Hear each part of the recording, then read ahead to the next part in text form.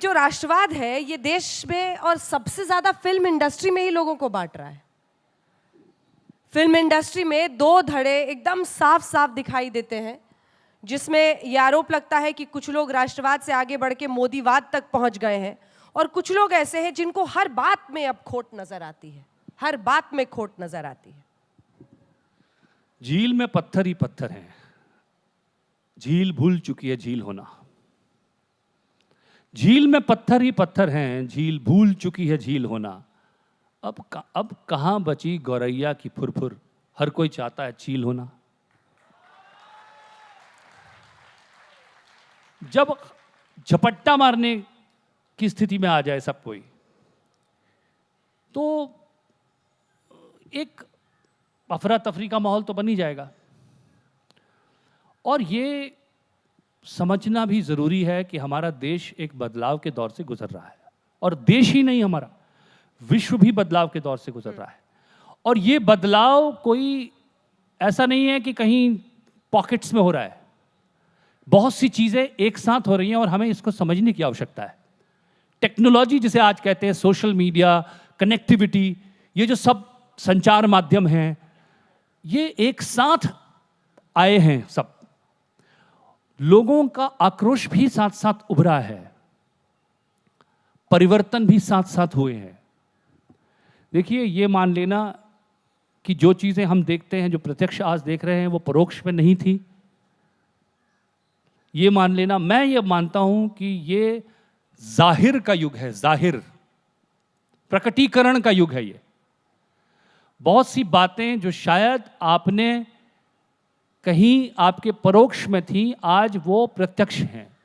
आज लोग लिख रहे हैं, लोग कह रहे हैं।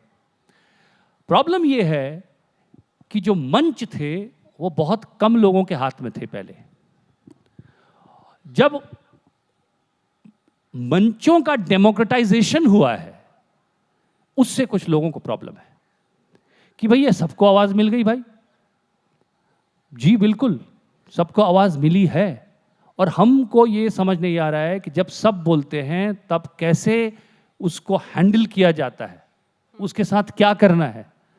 पहले हमारी चुनिंदा आवाजें थी और उनके साथ डील करना हमें पता था कैसे डील करना है।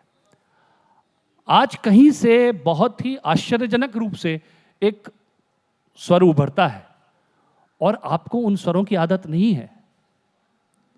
सो जो मंचों की दादागिरी है वो समाप्त हो गई है। इसलिए आपको देश में ऐसा लग रहा है कि सबकी आवाज आ गई है। और आपने कहा कि लोगों को राष्ट्रवाद से प्रॉब्लम है।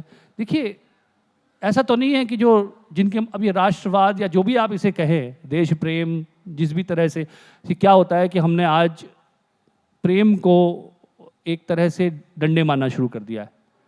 भाई देश प्रेम का क्या दोष है? भाई कोई दोष नहीं देश प्रेम का। देश प्रेम नहीं होता तो देश आजाद भी नहीं होता, फिर तो हम बैठे रहते। देश से कुछ लोगों को प्रेम था, इसीलिए देश आजाद हुआ।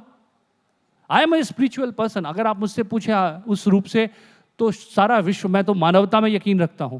मैं बिलीव करता हूं कि मानवता ही क्यों, पूरा यूनिवर्स एक होना चाहिए, सब एक होना चाहिए।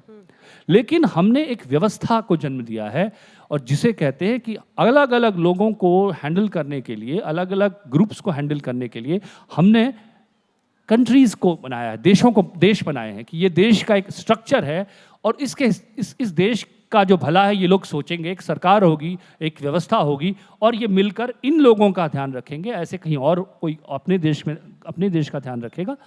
अब जब हमने इस व्यवस्था को मान लिया है, तो अब इस व्यवस्था के प्रति आस्था भी दिखाना जरूरी होगा।